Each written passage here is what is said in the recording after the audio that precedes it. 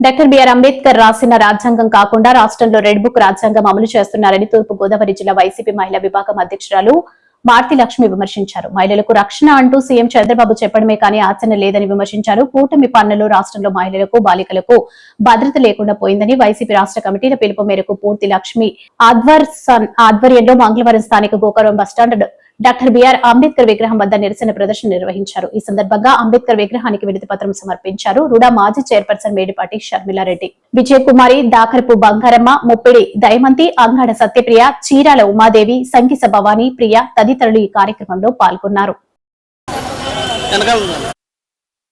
ఆయన ఎవరో వచ్చి మాట్లాడారు, కరెక్ట్ కాదని మేము అంటలే, మాట్లాడిన తప్పే.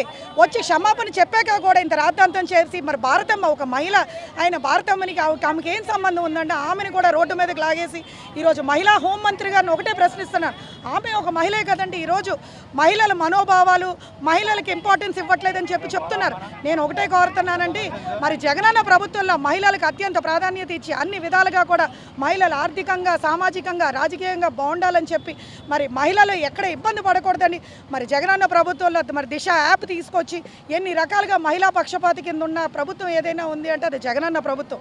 కానీ ఈ కూటమి ప్రభుత్వం వచ్చాక ఎక్కడ చూసిన అరాచకాలు, అన్యాయాలు, అదే మానభంగాలు, మరి హోంమంత్రి గారు వచ్చి ప్రెస్ మీట్లు పెడతారు. కానీ ఎక్కడా కూడా మన అనంతపూర్లో జరిగిన ఇష్యూ మరి తన్మయిది ఎంత అరాచకం అంటే అది అసలు ఎంత అన్యాయం.